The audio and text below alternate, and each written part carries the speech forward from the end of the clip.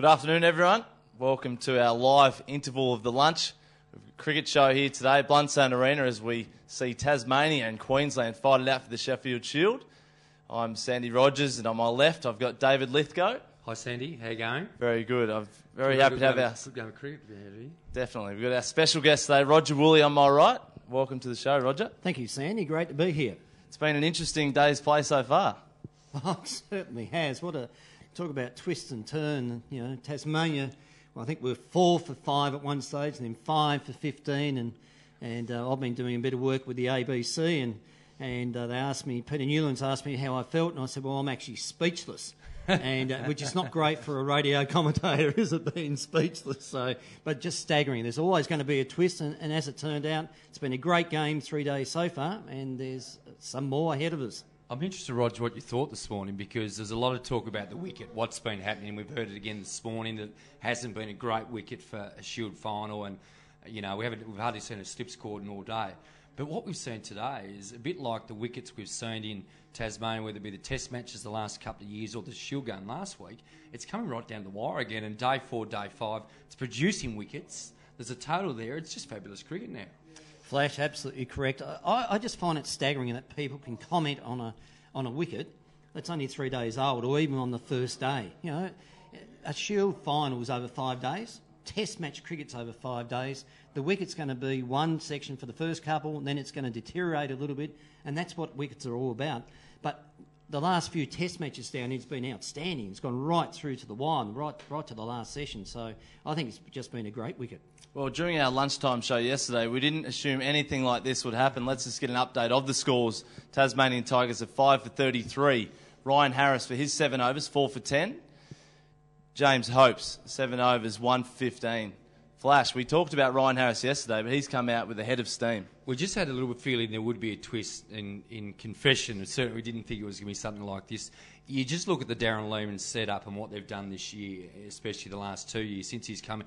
There's a galvanisation of this team which never says die, and it's fascinating to watch. And once again, they would have had a bit of a meeting, maybe a couple of beers, I'm not sure, but really talked about the fact that Queensland cricket don't give up. And the first hour this morning, obviously Tasmania doing the job in relatively good time, but what we've seen from Ryan Harrison, to a lesser extent James Hopes, the veteran, has been absolutely outstanding.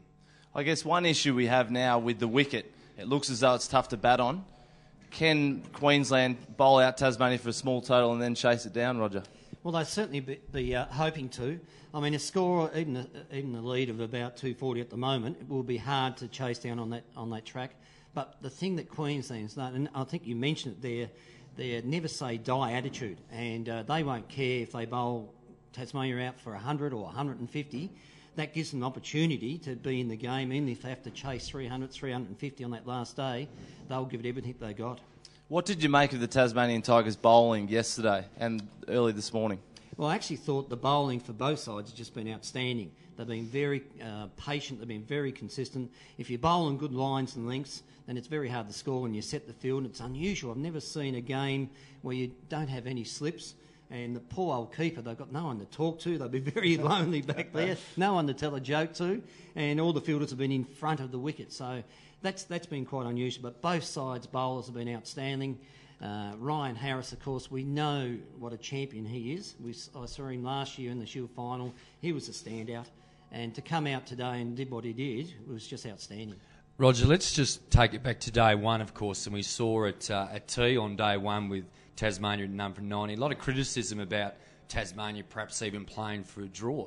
I didn't see it that way. What I saw is an effort from a couple of openers to really hold their spot, but also some outstanding bowlers by the Queenslanders. I thought they didn't get enough credit for some really good lines. There was no width, what have you.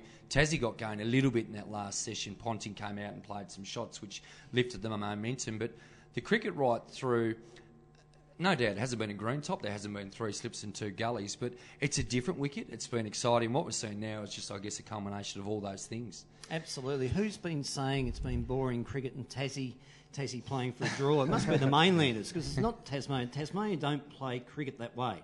Now, they'll be desperate, just like Queensland, to win this game outright and to make sure that they are the best side in the competition. So it's silly comments a lot of the time.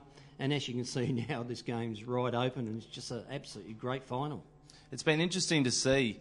Obviously, the Tasmanian Tigers over the last few games have had some great opening partnerships between Jordan Silk and Mark Cosgrove. Today that didn't happen and the middle order was exposed. Oh, absolutely. And probably not enough has been said about that great opening partnership on that first day. 133 was just terrific batting, and it set Tasmania up. And without that, as you can see what happened today, anything could have happened. Let's peel it back a couple of days again and look at 6 for 269, the first innings Tasmania. And at that stage, through all the talk and whispers and what have you, Queensland were right in the contest. They got to 7 for 269. Faulkner and Butterworth come out and make a partnership. And again, just at the moment, that really does look the match winner, Sandy, doesn't it? Yeah, it does. It looks as though that was the turning point in the game. Obviously, each session's important, but really capitalising there at the bottom of the order. We know we bat deep in the Tigers squad, and it looks as though the Queenslanders are going to be called upon to bat deep in their second innings, and batting last in this game on this wicket could prove to be difficult. Yeah, it's not going to be easy by any means, but they do have an opportunity to quote. That's if they can bowl Tasmania out. But if you look at some of the dismissals today, it hasn't been the wicket. It's been very good bowling, but there's been some very ordinary shot selections and a couple of brain fades by the Tasmanian batsmen to allow Queensland back into the game. I think what we've seen before too, guys, we saw it last week against Victoria, James Faulkner in the last session really attacking the stumps, and it's been evident today. And for me, Ryan Harris, the way he's gone about his cricket and just attacked off stump, attacked. We saw a couple come back in off the deck, and it's going to be pivotal now with the next day and a half of cricket, to keep that focus purely on stump-to-stump cricket. And I guess, come late day 4 and into day 5, that's exactly what you want a cricket pitch in a game to do. Well, as I arrived to the ground this morning, I saw Ryan Harris rolling over a few in the nets, and he's bowled now high 40s overs. How long can he keep coming back for the Bulls? If he keeps getting wickets, he won't get the ball out of his hand. But I think it's the first time ever in his career that he's bowled more than 40 overs. So to come back, Tasmania, they were quite happy putting a lot of overs into the bowlers. But at the moment, their bowlers have come back and are doing a great job. No doubt about that. And obviously we're set up now. Let's look at the game at hand, 5 for 32. And Tim Payne at the crease, I reckon he's looked pretty composed since the moment he went in. And Alex Doolan too, who hasn't had a lot of runs the last couple of games. Technically speaking, they look to be a couple of blokes, I guess, that can really dig in here now and sort of edge a few runs and get the momentum going back with the Tigers. Yeah, absolutely, Flash. Two players that I suppose, this game means a lot to them, not just for the Sheffield Shield for Tasmania, but also for their prospects of maybe going to England. They'll definitely take two keepers to England, and Timmy Payne would have been very disappointed the way he got out in the first innings, and so would Alex Doolan. So they've got their back up now, and they've got a great opportunity to put their name up in lights. I find it a bit staggering there's not an Australian selector here. There's a lot of players out there trying to put their hand up for England. Well, let's talk about that, Roger. So there is an Australian selector here watching a Shield final. Is that what you're alluding to? That's what I've been told. I find that staggering, really, because this is the closest you have to a Test match, and you can't say the Australian boys have done particularly well in India. So there must be a lot of players in the Shield final trying to put their hand up and want good performances. It's just a great opportunity to have a selector down here to see it firsthand. Roger, let's talk about your cricket with Tasmania and what it means to the Tigers to be in the contest here and potentially winning their third Sheffield Shield. What was it like when you were in the playing ranks? Yeah, it was completely different. Can you remember, Roger? I can remember, Flash. Thank you very much. It wasn't that long ago, but long enough. The game has changed so much because it's totally professional now. Back in our day, we had jobs, so we used to train a couple of times a week. We had one coach, and he used to do everything. And nowadays, there's coaches for coaches and physios for physios, and it's just a completely different aspect. But the one thing that doesn't change, it's the pride of representing your state, and you still, when you go out there, every ball's so important, and you want to win. Let's touch on that point you made. Of course, back in the mid to late 80s, I remember as a little kid going around with my father to the NTCA ground, up to Devonport, or up to the hill at the TCA ground, and it was a different environment, and Tasmania always went about the way of getting almost a superstar import. So whether it was a Holding, a Lilly, a Dirk Wellham, etc., and then trying to nurture some people, I guess, up into the system.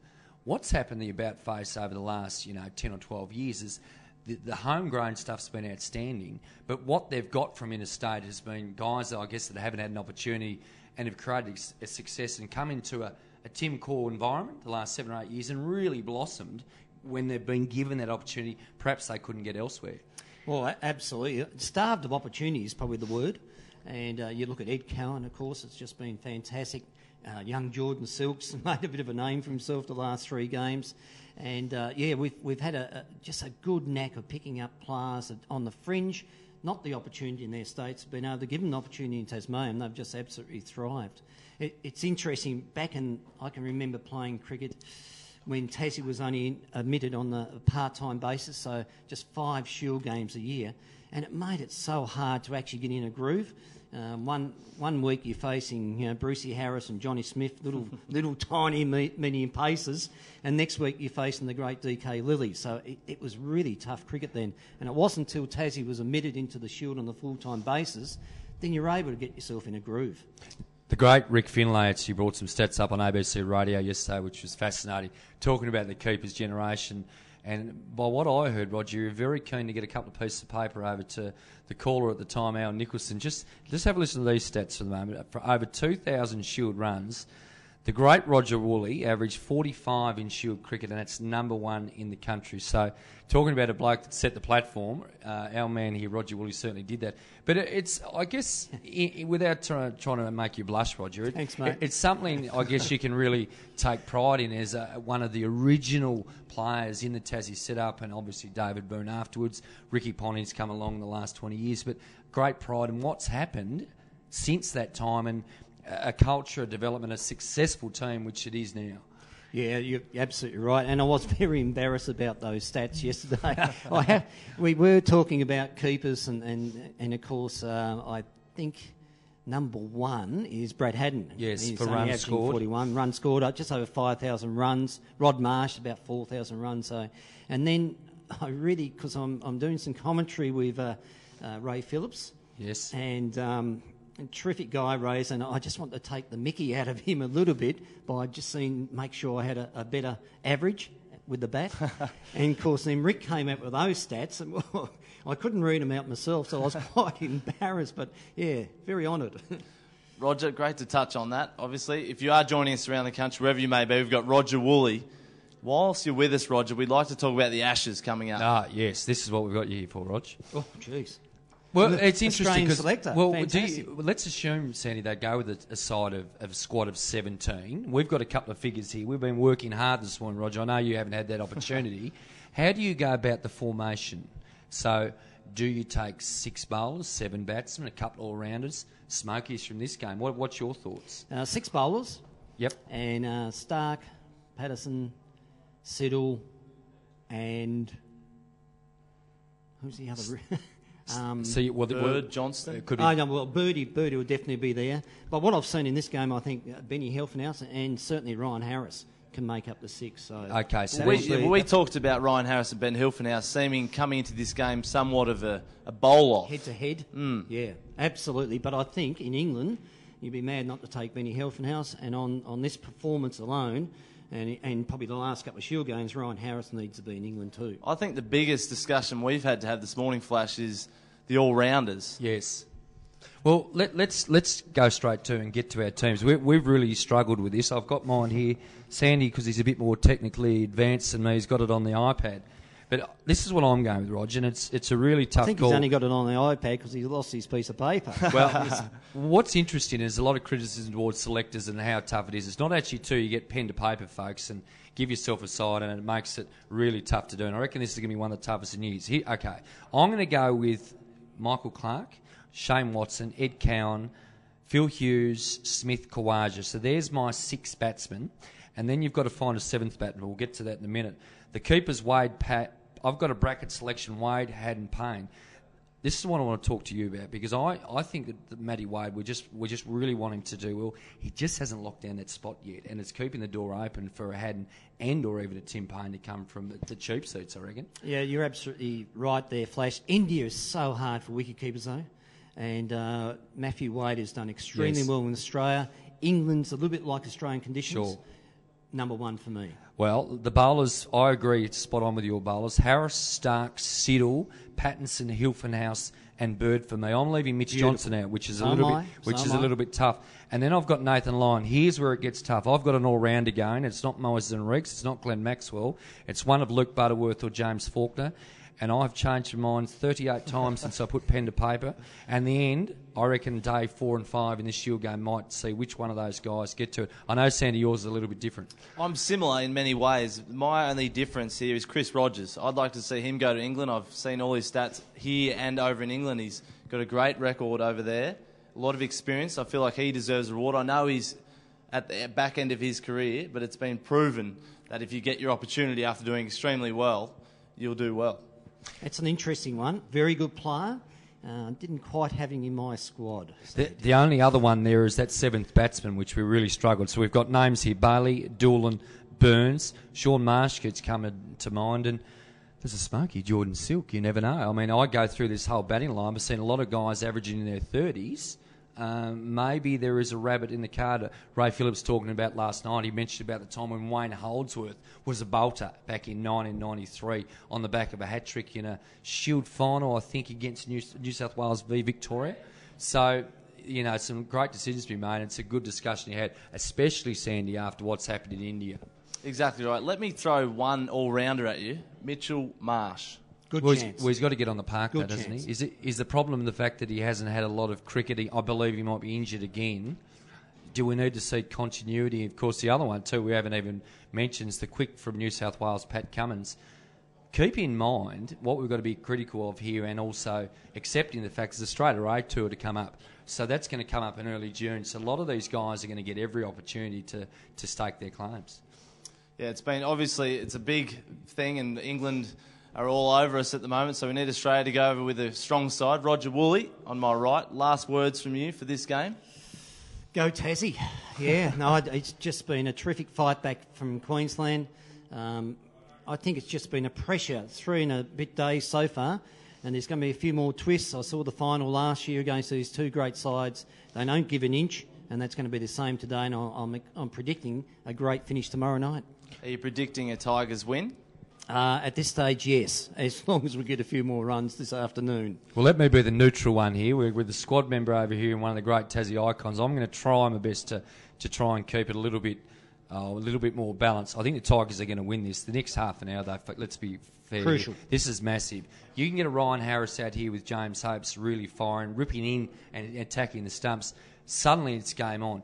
On the other hand, a little partnership, half an hour cricket here from Doolan and Payne really sets up what's an outstanding game of cricket. And let's hope once again it goes deep into day 5 and exactly what you want in a Shield final. Thanks very much, David. It's been very enjoyable to have your company up here at Blundstone Arena. Hope you enjoy the rest of today's action. I'm Sandy Rogers. I've had David Lithgow, and special thanks to Roger Woolley joining us today.